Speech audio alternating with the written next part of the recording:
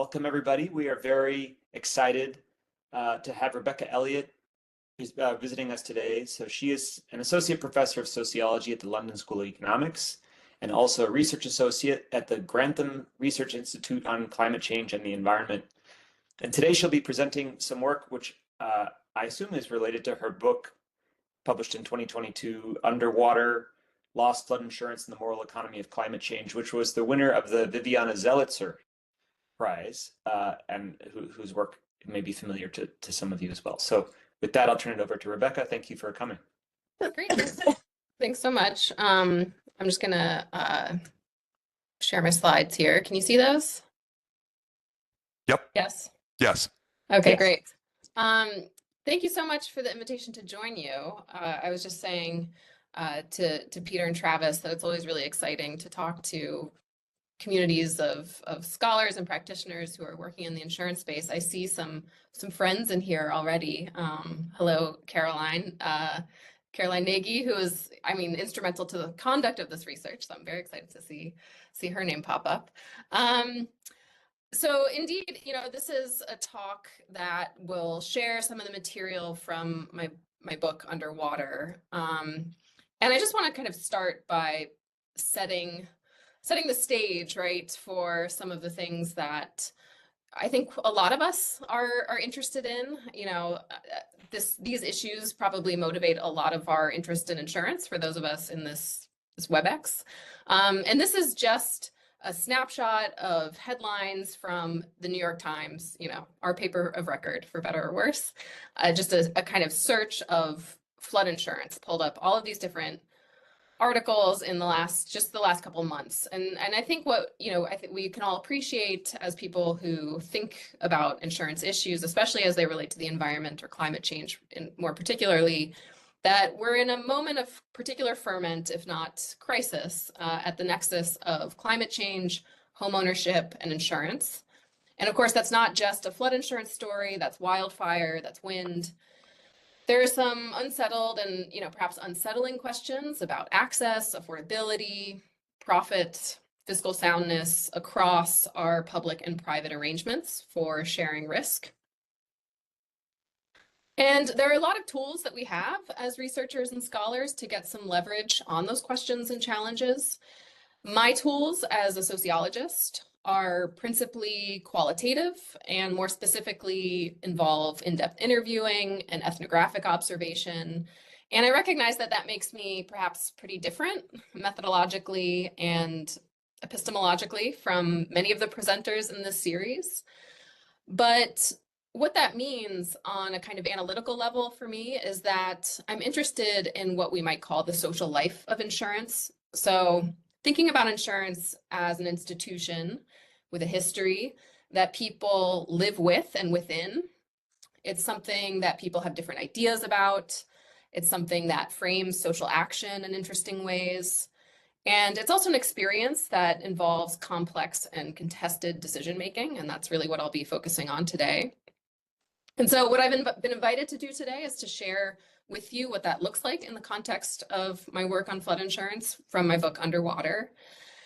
And that book is based on a variety of kinds of qualitative data collected over many years. The portion that I'll be sharing with you today draws primarily on interview and ethnographic engagements. The data collection for the book started in New York City after Hurricane Sandy, where some controversies over reforming the public flood insurance program became very lively. But I followed the story ethnographically into New Jersey, down to Washington, D.C., and the approach was really to sort of turn up at any site where flood insurance was discussed, interpreted, debated.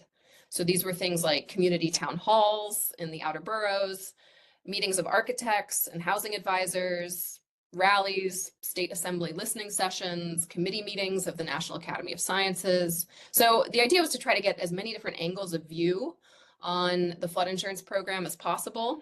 And so I interviewed a similarly kind of diverse set of actors, policyholders, some of whom became activists around these issues, but also environmentalists, federal and city officials, elected politicians, floodplain engineers, risk modelers, some lawyers, and other people working in the insurance space. And then there's also a historical part of the book where I go back and I try to reconstruct the origins of the flood insurance program. And, before I get into the kind of empirical material today, just to kind of give an example of how different methodological tools can reveal different facets of a kind of shared object of interest and inquiry. Before going into the field, as it were, of course, I read a lot about the NFIP, most of which at that time had been written by economists and public policy experts. And that told me a lot. And it really gave me a great view from kind of 30,000 feet. And it also set me up with some questions and perhaps some expectations about what I would be engaging in. I thought this would be a story of kind of experts versus lay people, or about these kind of arcane technical processes and disputes around science, and that perhaps I'd find kind of good sense opposed to denialism when it came to how people were thinking about flood risk in the future. But those assumptions very quickly either fell apart or became much more complicated. And what I found instead constitutes the kind of empirical and analytical interventions that I want to highlight this evening. My first clue to the complexity that I was going to have to deal with was that in one of my very first interviews, someone cried about flood insurance. And, I should not have been surprised by that if I'd given it kind of 30 seconds of thought. But it turns out when you talk to people about flood insurance, you're talking to people about loss, about insecurity, about their homes, about their ideas of themselves and their hopes for the future. So the talk tonight and the work is at some level a plea for more qualitative engagements with questions of policy design and implementation. And so for the rest of the talk, I will very briefly tell you about the NFIP, in part, brief because it's a long and complicated story, but brief also because I think a lot of people here probably have some familiarity with it already. And then I'll get into this idea of values at risk, which is in one of the chapters of the book and is also in the BJS article that was circulated. So just in terms of a little bit of background on the National Flood Insurance Program, the NFIP, if you don't know about it, the first thing to bear in mind is that it's a public program of insurance, right? So we're not talking about private companies, we're talking about public agencies. We're not talking about private profits, at least within the flood insurance program itself. We're talking about public budgets. This is a public program that's federally administered across the US by FEMA, which is responsible for mapping the nation's flood zones and for setting the price paid for a federal flood insurance policy. And another thing to bear in mind is that the NFIP is actually a very old program. So though today it's often discussed in the same breath as questions about climate change and climate adaptation, the flood insurance program was established in the late 1960s by the US Congress.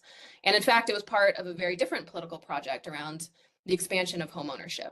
And so this is a photo of LBJ signing this massive housing act, of which flood insurance, the authorizing legislation for flood insurance was part of it. So it was very much tied to literally underwriting the American dream.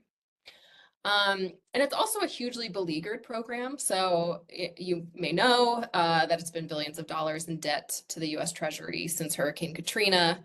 It's largely failed to prevent continued building and rebuilding in harm's way, which is a big part of why it was founded in the first place. So it's often a very controversial program. So that's really all you need to know to kind of make sense of what follows. So to just kind of get into the story here, as you may remember, Hurricane Sandy laid waste to the greater New York City area in October 2012. Around the 2-year anniversary of Hurricane Sandy, the New York City Comptroller released a report that calculated that the city had over $129 billion of property value at risk of flooding.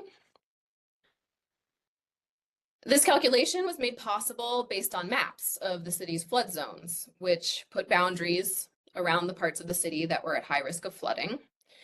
And one could then pretty straightforwardly sort of tally up the property value inside those zones.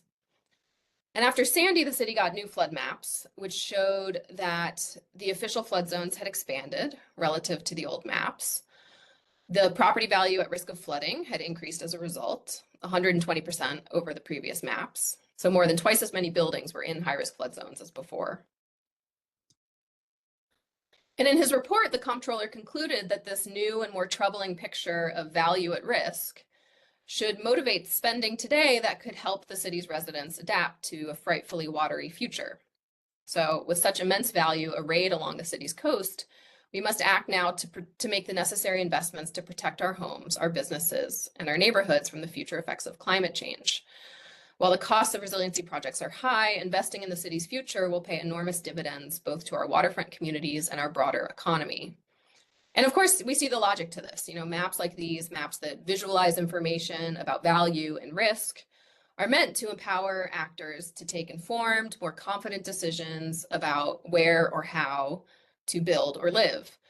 And government actors like the comptroller can use these calculations of risk and economic value to inform and justify different kinds of investments, as well as things like zoning regulations and building codes. But another key part of this story is that, of course, these weren't just maps of flood risk. These were maps, a special kind of map called a flood insurance rate map, or FIRM, which means that these maps formed the technical basis for pricing insurance through the NFIP. Now, as many of you may know, we now have risk rating 2.0, so the relationship between the maps and the price of insurance has changed, and we can talk more about that in the Q&A if you'd like. But the important point here, and this remains true, is that the new maps were not just a signal of changing risks to the city as a whole. They were also tied to the price that individual households would pay for flood insurance. So more homes at higher risk on these maps meant that more people would be paying more money for flood insurance. And so at the individual level too, these maps and the insurance premiums that they make possible are meant to motivate informed and economically rational action that lowers your risk and thereby lowers the price that you pay for flood insurance. And so this is a graphic by FEMA that's showing the expectation that putting a price on information about risk helps an individual policyholder to see that in this graphic, if they elevate their home above the height of the expected floodwaters, they're going to save money and also be less likely to suffer a very disruptive flood loss. And, we might expect such information to be especially impactful in a place like New York City in the wake of a very historic storm and flood. So the idea is that, we can use this economic tool to secure a kind of gradual transformation of the landscape that will be better adapted to floods. So houses will be higher up, above the rising waters, or people will just move on. Say it's too risky, it's too expensive to live here, so we have to get out of harm's way. So we'll gradually kind of nudge people higher up or further away from the water. So this is how this gets, this old program gets yoked to questions of climate adaptation.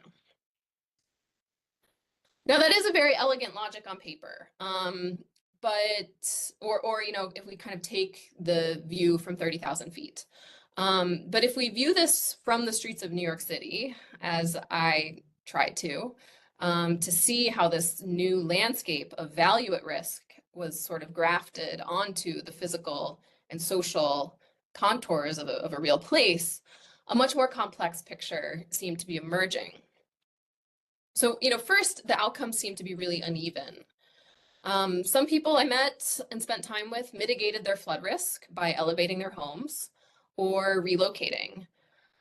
So for them, the map kind of worked the way it was supposed to, but even still, and this was what was interesting to me, they protested the maps. Some of them joined these rallies against them. They organized their neighbors. They called their elected politicians. Some people refused to elevate their homes, which is very expensive to do, even when some significant amounts of funding were made available from the city. Some people decided to wait and see what happened next with the maps, with flood insurance, with floods. So, my colleagues in behavioral economics and cognitive psychology might attribute these outcomes to some of the sort of cognitive limitations that we have when it comes to understanding and making rational decisions based on objective calculations of risk, They might suggest that maybe some of these people are just more sophisticated market actors than others. Or maybe this reflects the fact that we all tend to be pretty bad at estimating and understanding probability. So, we tend to think that bad things won't happen to us. If they do happen, we tend to think they won't be that bad. If they are bad, we tend to think we'll be able to bounce back. And there could be some of that going on here. But Sandy had just happened, and people seemed to understand that the flood risk facing them in New York City was serious. It was getting worse. And this is actually backed up by survey data. So a survey a few months after the storm found that 86% of people in the flood zones acknowledged that they faced high flood risk. So as a sociologist, I was really attuned to what might be going on, not in kind of individual heads and their cognitive processes, but what might be going on in neighborhoods and communities. Because it was my hunch that, the meaning that people were giving to this map and the new insurance premiums was made collectively, and it reflected some of the shared effects that the maps would have or were perceived to be having on waterfront communities. And so what I found was that, rather than taking up this new map and feeling more empowered, more informed, more confident in making individual risk decisions, for many New Yorkers, the new map was scarier than another storm. And this is a quote from a man in Rockaway, Queens. So the question for me became, what can make a flood map scarier than another storm? And ultimately, what I argue is that what made the map scarier than another storm was the ways that for New Yorkers, it didn't simply depict one kind of value, property value, at risk of one kind of harm, flooding, which is really kind of how the comptroller was thinking about value and risk, right?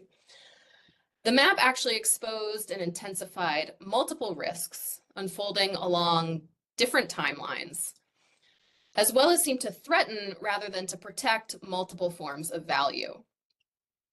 And that led people to protest the maps and changes to rate setting in the NFIP, even when they took steps to mitigate their own risk. So let's talk a little bit more about what these multiple risks look like and how they're relevant to how people make decisions in this context. These are risks that are not only revealed through engaging with the maps. To some people, they are experienced as risks that are indeed caused by the maps. So Trish in Broad Channel, Queens, is someone who sought to mitigate her personal exposure to flood risk through home elevation, but she ran out of money for the job and could not get a second mortgage to finance its completion, which left her family indefinitely physically and economically insecure. So following through on mitigation and realizing its rewards is a protracted process, which can introduce economic strain for unknown stretches of time. And these economic difficulties can lead to experiences of moral struggle as they challenge the stories that people have about their own honor and self-worth. So Trish says, I do things to protect myself. We're struggling now. Going into debt at 52 years old is not where I wanted to be. And it's not just immediate economic costs or strain, it's also a longer term worry about the future. So this is a quotation from some field notes that I took at a flood insurance help desk that was actually convened by the Center for New York City Neighborhoods and some other local organizations. And this is a woman from Garrettson Beach who was, nearly in tears as she explained, a lot of my neighbors, they're going, what if we want to walk away? No one wants to come down the block to see our house. So there was real anxiety about the kind of economic status of these investments that they had made because of what flood insurance and the risk maps were portending about property value. New Yorkers also understood themselves to be at risk of kind of further political developments related to flood insurance, which had in the past and could again at some unknown point in the future lead to sometimes unpredictable changes to the map or to the program more generally. And that could then change the situation on the ground, even if there was not another flood. So, all insurance systems are politically determined. But the NFIP as a public federal program has been very conspicuously shaped by shifting political priorities, funding commitments, different kinds of reform agendas. And whenever the NFIP is reauthorized, changes to regulatory arrangements for managing flood loss can set off further local changes to land use, building codes, zoning regulations. So Sophia's house in Broad Channel was completely destroyed in Hurricane Sandy. She planned to rebuild at higher elevation. However, if the federal government can come in and say, okay, you built a code in 2014, but now it's 2025 and you're no longer up to code, then what? They're going to keep changing the rules of the game midway. So Sophia knows that these rules could change further, or they could change back at the next NFIP reauthorization, map update, or sooner. At a flood insurance help desk on Staten Island, a housing counselor described the situation to me this way. We know flood insurance is going to go up. The question is it 15%? Is it 18%? Is it 25%? What are people to do? They're facing flood insurance rate increases very, very quickly, and most people in this community are on the margins of being able to pay their mortgage. Homeowners have an enormous amount of distrust in government, and the government hasn't helped their case any with all the promises and broken promises and when things are going to happen. So based on the consultations he had done, he said, quote, I wouldn't say people flat out don't want to elevate. Instead, they seem to want to wait and see if the changes to the map and the insurance rates would stick. So as we saw, the comptroller's report also confidently connected the new depiction of flood risk to climate change adaptation that would protect the financial value at risk in the city.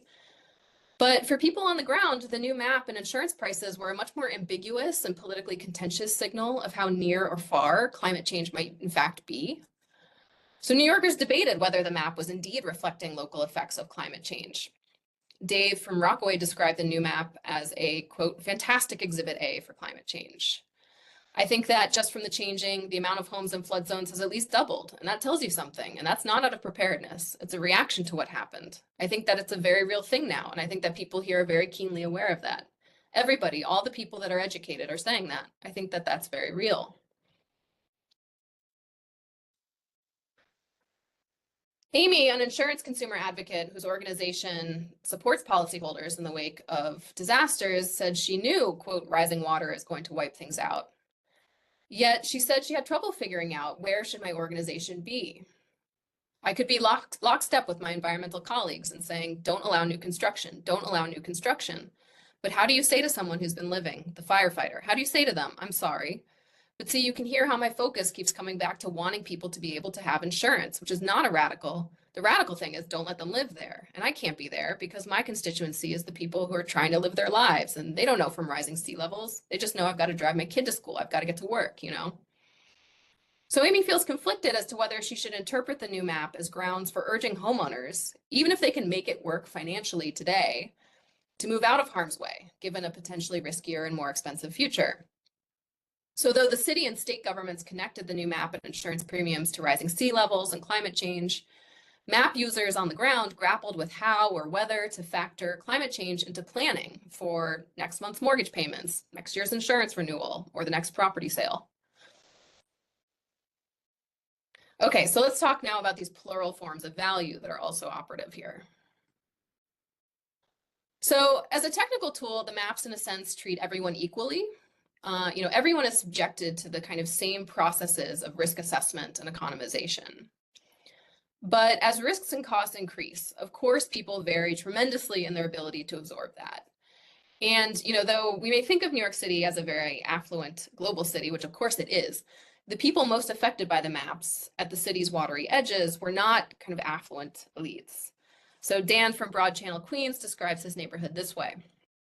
This is working class families. The people who live here are the people who pick up your garbage, they teach your kids, they keep you safe from criminals, and they run into burning buildings. That's who lives here. So this insurance logic works well if you can afford to undertake a home elevation project, but a lot of people couldn't. Or to afford it, they'd have to raid their kids' college fund or spend all the money they'd saved for retirement. So, they're relatively privileged in the sense that they own property, but they're not so flush with cash that undertaking a project like this is a trivial expense. And flood insurance is mandatory for those who live in a high-risk flood zone and have a mortgage, which many people do. So if the new maps result in your insurance rates being recalculated to cost $9,500 per year, that could very well put you in danger of not being able to retain your policy and not being able to comply with the terms of your mortgage. And the city actually commissioned a study of the sort of distributional effects of the flood insurance changes by Rand. And one of the conclusions of that report was that Quote, taken together, these changes in the flood insurance market could put many residents along New York City's vulnerable coastline at risk of losing their homes if they cannot afford the mandated insurance policies. Hardest hit will be low to moderate income residents, including communities of working class families who have lived on or near the coast for generations. So for people like that, there was another economically rational course of action, which was to leave. So what the maps forced these communities to confront then was the kind of uneven transformation of their neighborhoods, where some people would be priced out. And in this way, the maps seem to transgress values in the sense of beliefs that people share about what is important in the world of fairness and equity. So this is a quote from Grace, a construction manager in Queens. They would take this entire community, level it, and sell it to the 1%, the 2% of the population that make a hell of a lot more money than I could ever dream of. They'd put up houses here or condos, sell them at $2 or $3 million a piece. But meanwhile, the regular Joe Schmoes out there, they're making $50,000 a year. Are they going to turn around and say that the Hamptons, are they going to tell them that they can't rebuild their neighborhood? I sincerely, with my heart of hearts, do not believe that. So Grace is essentially asking, why is it acceptable or even desirable for me and my neighbors to face the loss of our homes for the sake of adaptation when more privileged people do not experience that pressure? So these kinds of inequalities mean that the burdens of risk exposure visualized on the map and adaptation incentivized through assessing the value at risk will be unequally felt. And those distributional effects on more versus less affluent people and places seem to undermine the legitimacy of the map's ostensible purpose of helping to protect at-risk people and places from facing future loss. But these places are dangerous and they are expensive, you may well be thinking. Well, for their residents, they may be risky if we're thinking only about flood risk, or worthless only if we're thinking about property values and home finance. But they had other kinds of value that people cherished. Of course, we know that people get attached to the places they're from and the homes they live with. So this is that quote from Dan that I showed you earlier. Here's what he went on to say. There's a sense of community down here that's existed since the 20s. And after the storm, this town had the first resource center up 2 nights after the storm. We have a sense of community that I think is very strong and something that is admirable and something that the country's always sought to support. When I asked if he would move away, it's getting riskier and more expensive, he said, "You're wasting your breath. We're never going to move away." And what I think these threatened values of fairness and equity, of social and emotional worth, as well as the multiple kinds of risks that were shaping how people thought about the past, the present, and the future, gave rise to was a kind of collectively pursued rejection of what the maps and higher insurance prices were perceived to be doing. So my interpretation was not that homeowners were saying, we don't want to be safe from flood risk and we don't want to save money on our insurance. They were saying that there's more here that needs protecting. There's more here that we value. And the maps and insurance premiums aren't an effective tool for protecting those things. And that ends up mattering because at the local level, homeowners managed to pressure the city government to enter into negotiations with the federal government to take another look at those flood maps and move people back out and buildings back out of the official flood zones.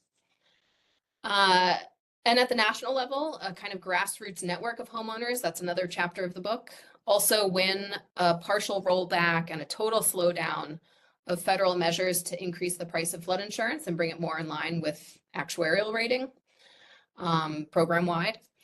So in very real ways, the real or even threatened losses that are attendant on this set of policies for managing flood risk generate social and political conflicts. And the tentative settlement of those conflicts, not resolution, but settlement, is socially and ecologically significant because the seas are rising, the storms are getting worse, regardless of what happens with flood insurance. But we have a settlement that has allowed some people to hang on for a little bit longer, maybe even for the next property sale. Okay, so to conclude, the unavoidable presence and interaction of multiple interacting risks and values complicates the question of what to do and when. So there's a hydraulic metaphor that we can take from the French economic sociologist Michel Colon, which is overflowing.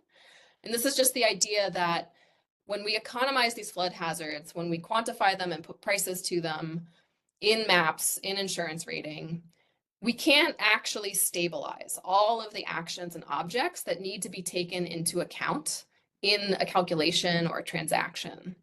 And in this case, what we see is some confusion, some contradiction, which is perhaps an unavoidable part of projects of risk reduction, and we need to just kind of acknowledge. The second, behavior that looks irrational on its face might be oriented towards trying to protect other things that matter. So values and risks can combine in ways that make people feel the losses they face are losses of honor, self-worth, connections to past generations, stable routines, cherished relationships with neighbors, and emotional attachments to homes and places. So a decision not to mitigate flood risk or not to relocate may help people to hold on to those things, at least for a while longer. Third, even when people do take steps that look or are economically rational, they may not in fact feel that they are safer, more secure, or better off as a result.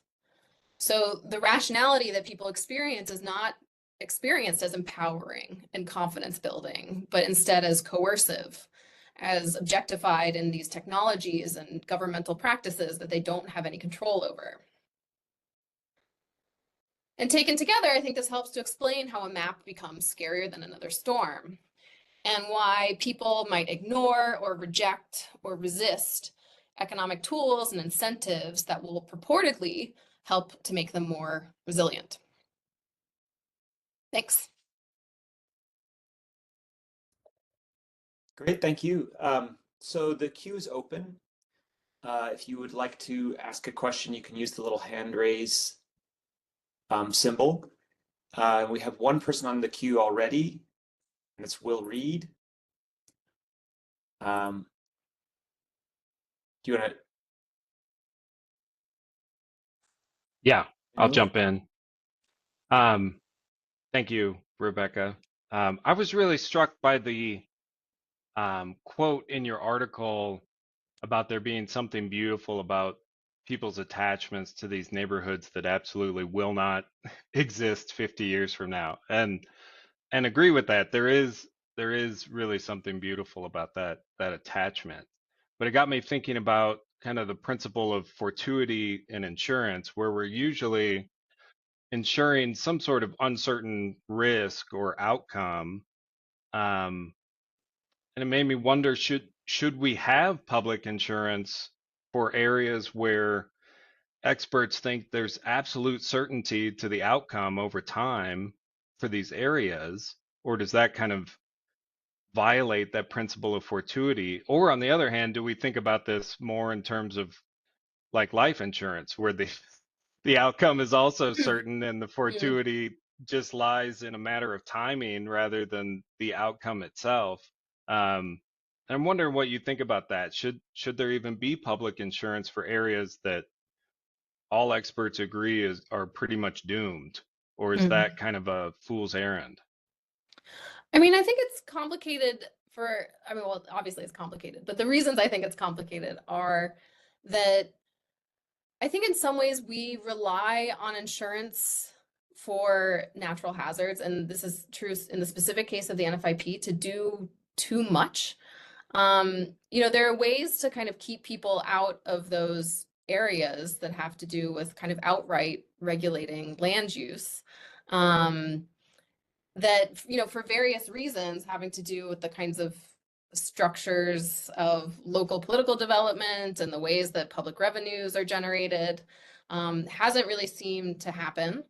And we've been expecting that kind of insurance will do that work through the subtlety of, where it underwrites, where it doesn't underwrite, and how it's priced. I do think that we're basically at a moment where I think a lot of these questions about public insurance versus private insurance are really unsettled. And, if we look to what's happening in California, a lot of the conditions that are prevailing there now are not that dissimilar from the conditions that led to the creation of the NFIP, in terms of the way that private insurers are responding to the shifting risks out there. And so on the question of kind of what are the appropriate sort of combinations of public and private risk sharing? I think, for me, some of the most informative work on this is Paula Jarzabkowski's new book, Disaster Insurance Reimagined, where she really takes up this question of, if insurance is on some level, we hope, providing a kind of social good of economic security, how do we devise mechanisms that allow people to access that are humane, but that don't kind of reproduce some of these effects that we've seen of kind of continuing to allow people to put themselves at risk. Great. So we have a healthy queue. We've got Walter Welsh, and then Caroline Nagy, and then Peter Siegelman. Thank you very much for your presentation. And I was looking at this presentation, not so much from insurance, which is what I work on, but because I'm on a resiliency board in the town that I live in. And there was tremendous resistance to a regulation that would require people to raise their houses up to above but the base flood elevation. And we tried to convince them that their insurance would go up if they don't do this. And the reaction was so strong. And I'm listening to your comments about psychology, about not changing because many of these people told us, we don't care about the insurance. We just don't want to raise the house. We like the way it looks. And even though they might be putting, a $500,000 improvement into $1 million house, its psychology is amazing. We didn't realize this. The people who were working on the regulation, not so much me, thought there'd be that much opposition when somebody's spending a lot of money to improve their house to oppose raising it. I just learned something from your talk about the whole way to think about psychology in these things. Thank you very much. Thanks. Caroline? Thanks.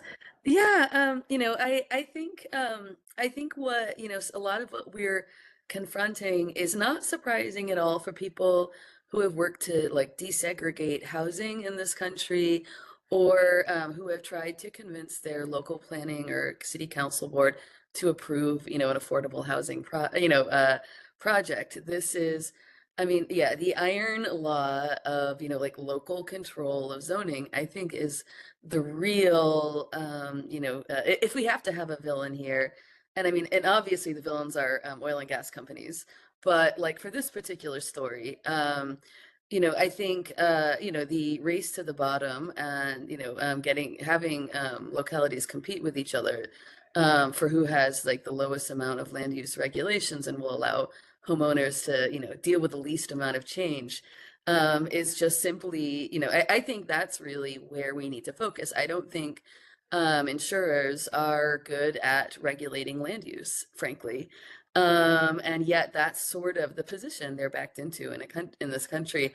And then I think, just one more point, when we talk about a place that is like no future, like what are we talking about? Are we talking about 10 years, 50 years, 60 years, 100 years? Because like, I feel like there's a bit of hand waving, right? Of like, oh, well, no one should, guarantee property in New Orleans. It's like, well, what the fuck? What are you going to do about all the property that is there right now? Like, versus, like a community that like today has daylight tidal flooding and like there's imminent threat to people's like harm. So I feel like there's a lot more gray area than there is places that are just like outright, immediately uninhabitable. And like also the fact that we have a housing affordability crisis and nowhere to put people is important too. Yeah. Yeah. So Caroline, I met through doing this research, and I remember, I'm going to try to recall a conversation that we had like 8 years ago, maybe, but I think one of the things that is that makes these insurance issues so important, but also so dysfunctional, is at the core what it throws into question. The insurability crisis throws into question the integrity, the viability of the entire American model of social provision, which is premised on getting people access to homeownership rather than other forms of social welfare and social redistribution. And so there's so much at stake for individuals, and there's so much at stake for local governments about creating that the possibility of homeownership and then deriving all kinds of, value assessed property tax, all of that stuff on top of it. And, and so if climate change is making homeownership look like a bad deal, and if insurance is making it, an unaffordable, uneconomical proposition, then I think there are all these like huge questions of sort of political philosophy that have to be addressed.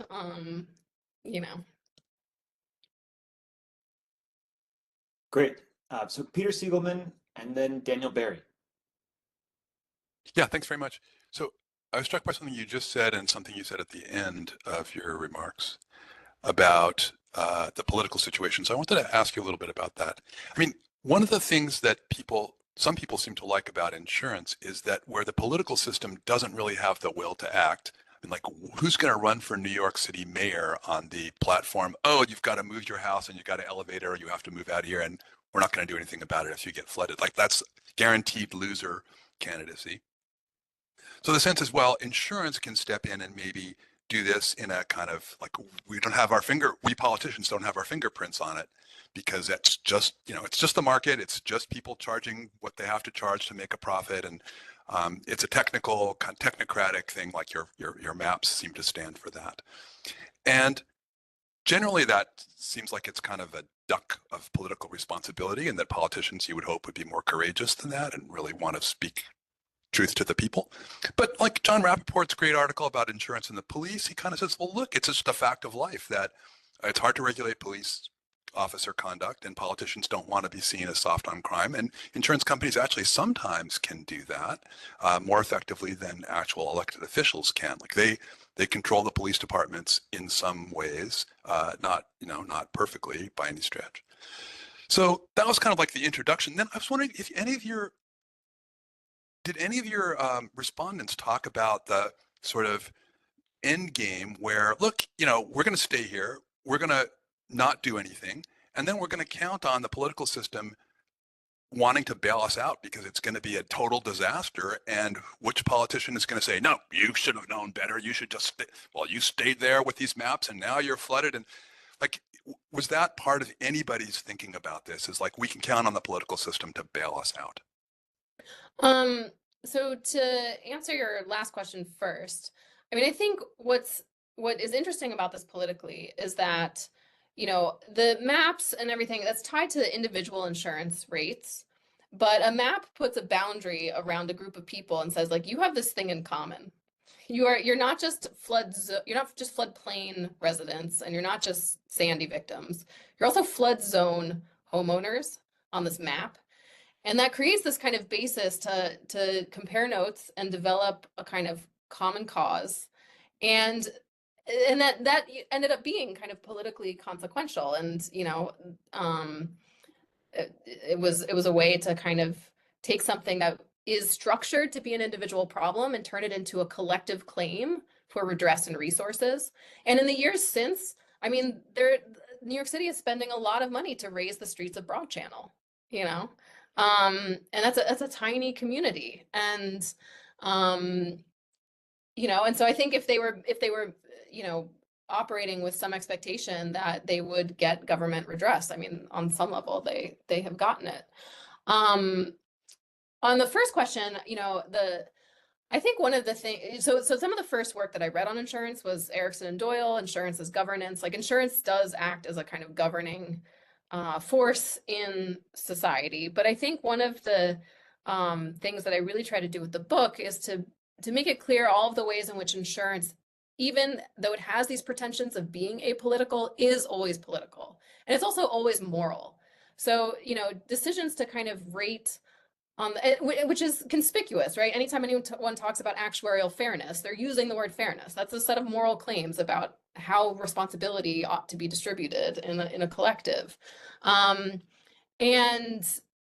so I think, anytime that insurers try to kind of hold up this card of being sort of dispassionate, detached, objective, I think we have to always be scrutinizing the kinds of moral commitments and normative expectations that nevertheless get smuggled in a particular vision of insurance, because we also know that in different political cultures, people socialize risks in all kinds of different ways, which, really kind of, the comparative exercise is useful for seeing all the ways that insurance, even private insurance, is politically circumscribed and informed in various ways.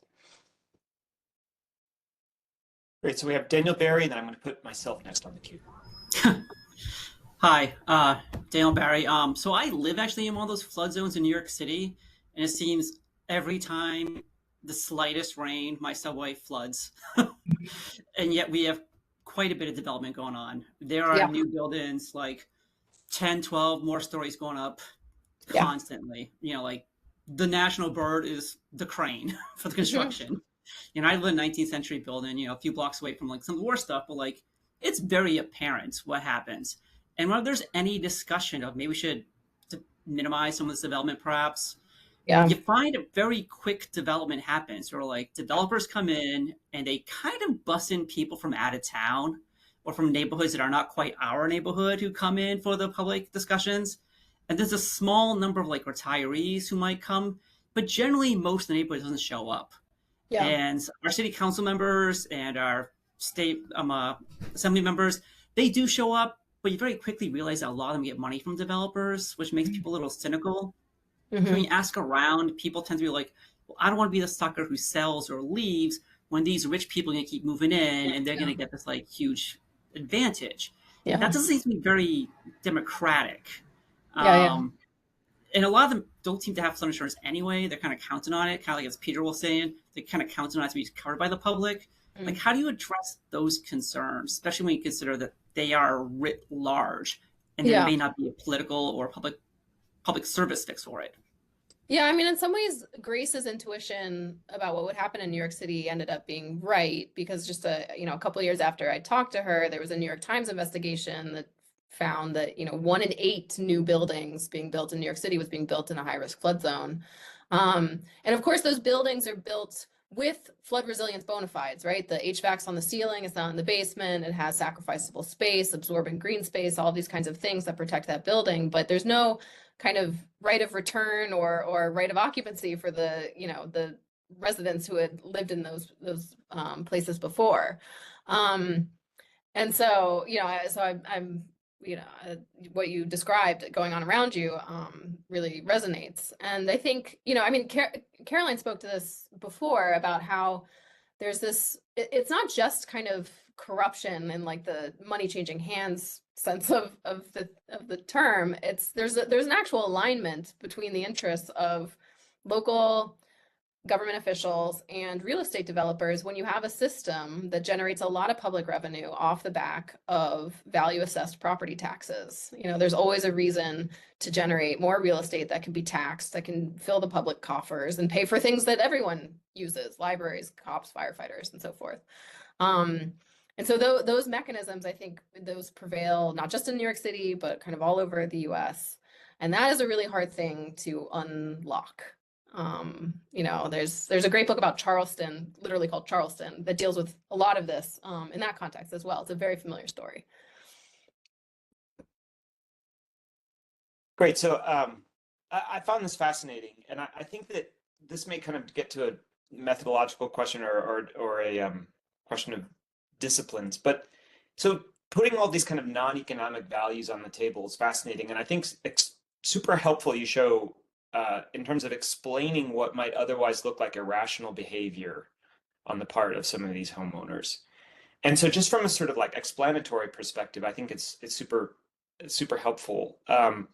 From a normative perspective, it kind of like overwhelms me a little bit, right? And I'm sure I'm not the only person to have that response. Like there's just like, once you put so many kind of incommensurable, unquantifiable values on the table, you get this kind of like non-parsimonious view of the world that just produces like paralysis in terms of policy making, decision making. And so I'm wondering, like it's clear that when you name these other non-economic values, that they're nice things that we like.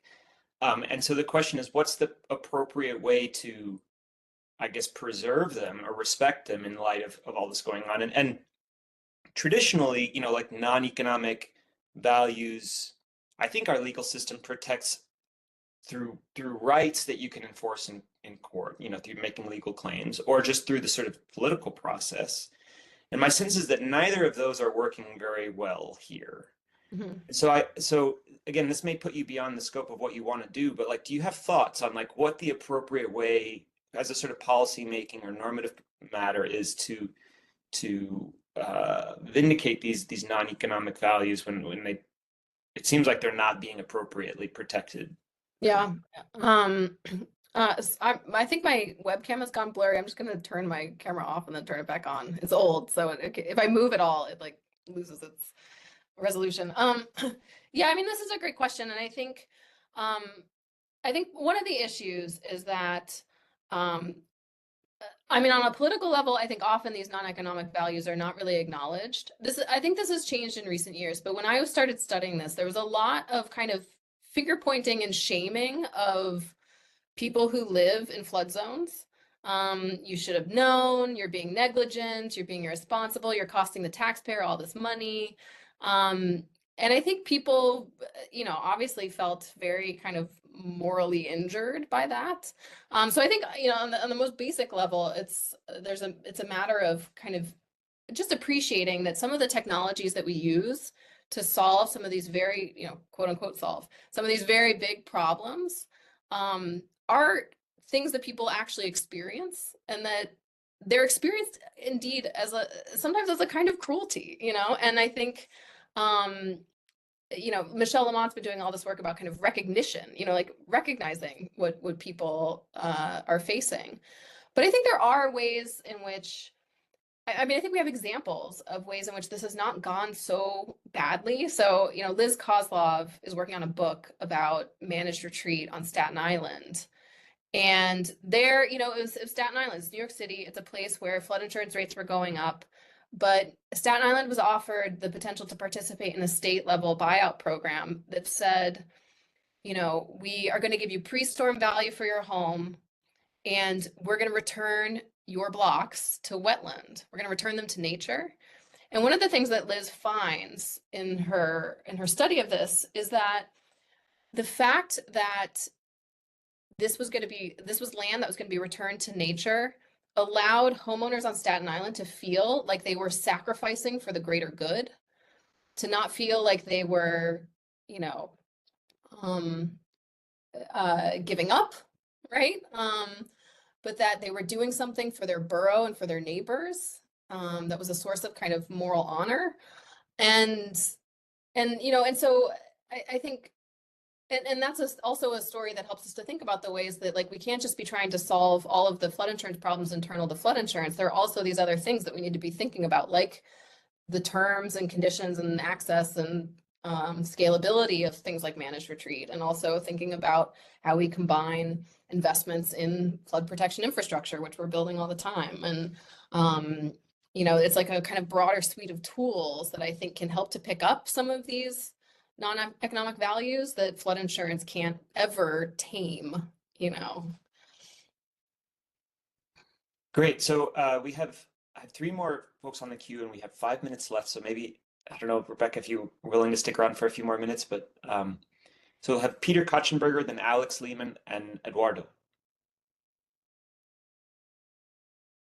Thank you. And I'm looking forward to reading the article. And one quick question, and then just a thought.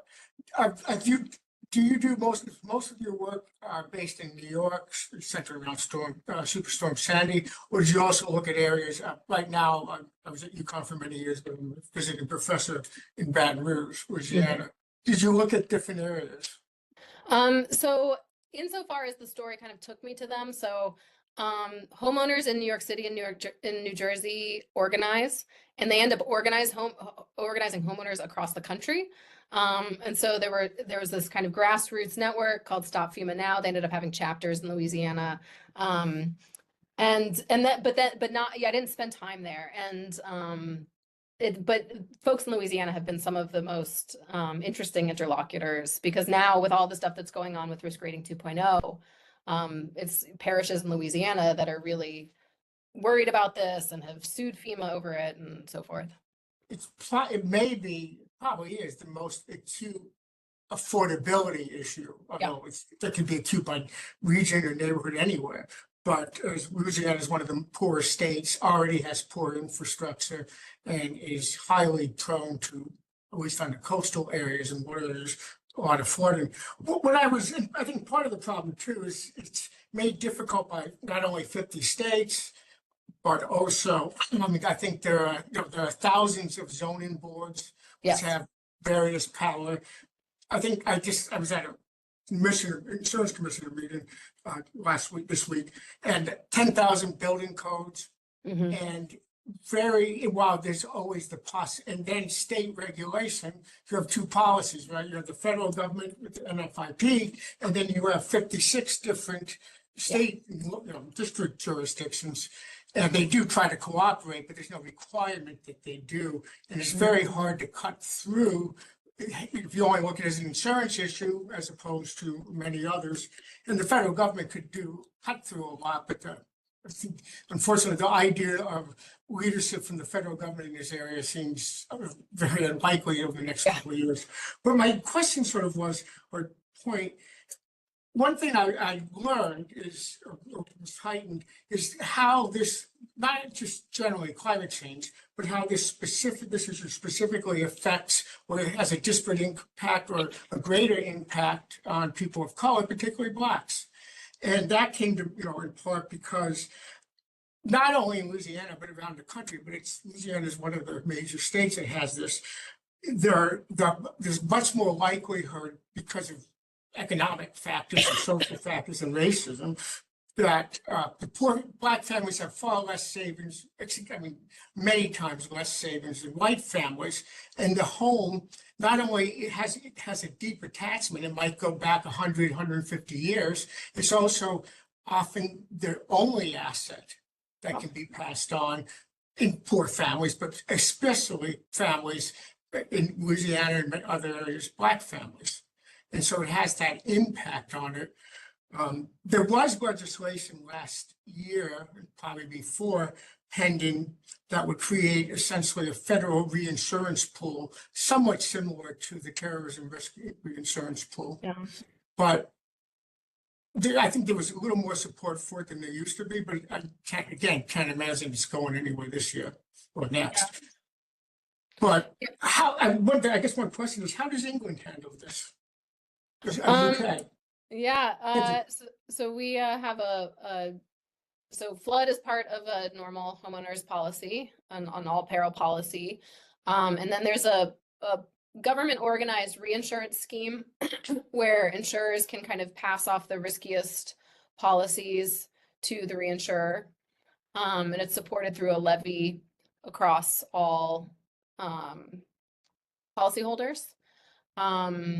But it's meant to be temporary. It's meant to sunset. And the thinking was like, give us 25 years with the government providing this reinsurance scheme. And in that time, we will have addressed all of the flood risk through flood protection infrastructure and changing the way that we build housing and everything. And then in so doing, we'll make it possible for everyone to pay a kind of market rate for flood insurance. But very few of those flood protection investments have materialized, and the country's still continuing to build homes in flood zones, and it's tough on a watery island. What's fascinating, I'm going to turn over the microphone to others, but thank you. So we're at time now, but we have two more folks with their hands raised. So Alex Lehman and then Eduardo. Both people I know. Hey, Rebecca.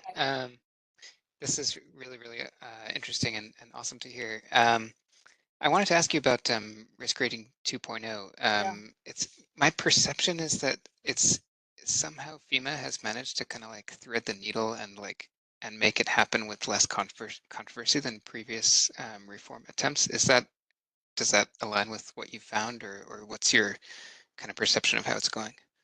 Yeah, I mean, I think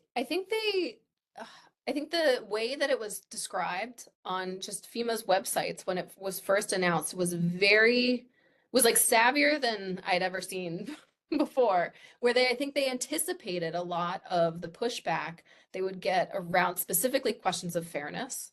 And so, the landing page, I think, maybe it still is, was like risk rating 2.0 equity in action. And there's just a lot of text there about what was fair, both in terms of kind of making sure each individual gets the benefit of a kind of bespoke risk assessment. So no more of these kind of clunky flood zones, but like your house.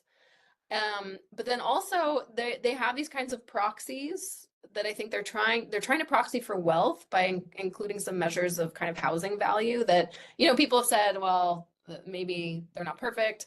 So I think they have really tried to do this, but what it does amount to, I mean, there's certain places where kind of no matter how you calculate the risk, if you're doing it on an actuarial basis, you know, it's just going to be really expensive. And so, you know, where it's really expensive, people are raising questions about the methodology, about, you know, all of these features of it. And you know, FEMA has so far been able to say, like, we didn't need authorization from Congress because this is just us fulfilling our mandate. We don't need any new authority from Congress in order to change the way that we rate flood insurance.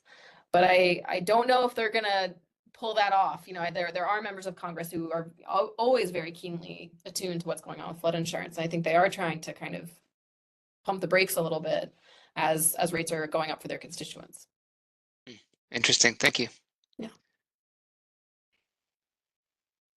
Eduardo, last question. Yeah, thank you so much for this presentation. I had a question. One thing that you mentioned during your talk is that environmental risks kind of like intersect and interact with systems of certification to produce unequal outcomes, and that insurance policies kind of like play a key role in mediating this process. And you also said that in your fieldwork, you found that these outcomes were unequal through the insurance policies. And also in my work in California, we see that non-renewal rates kind of like differ by the racial composition and income of the zip codes when you control for fair risk. But I guess like, and I'm asking maybe my question also to help you like go through this problem that I'm having. And like when we think about uninsurable risks, and when we think about risks that kind of like cross the lines of class, economic class, how should we deal with this question, and how should we think about inequality and certification? Thank you. Yeah, I mean, I think it's like in the case of flood insurance, I mean, various experts put together an affordability framework for the flood insurance program years ago that actually does need, I believe, authorization from Congress to be implemented. And so, you know, I think there are these questions of kind of design that account for and try to not exacerbate inequalities, because you are subjecting people to kinds of these you know, in some ways very uniform processes of risk assessment and economization. But then there's the kind of you know, intellectual question of like, how do we think about inequality in the insurance space? And I think it's partly this question of kind of inequality across individuals who have different socioeconomic status, different kind of class.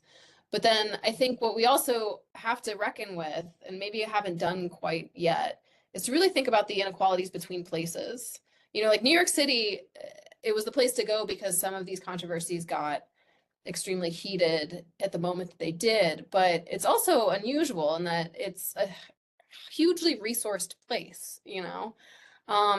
And a lot of the places that are experiencing these, you know, bewildering changes to insurance and risk in in rural California or, you know, other parts of the country, like those are not municipalities that have a whole lot of resources to kind of deal with the distributional effects on their constituents, on citizens in those places. And so I think what we're also going to see in an inequality story is a kind of divergence in the fates of kind of rich places, rich cities and poor cities, that is, you know, layered on all of that as well. Thank you. Great. Well, allow me to, on everyone's behalf, to thank you, Rebecca, for joining us, especially at this late hour from London. It was a pleasure to read your paper, a pleasure to hear about your work. And anyway, we hope to be able to host you again some other time as you continue to work on it. So thanks a lot. Thanks so much, guys. Bye.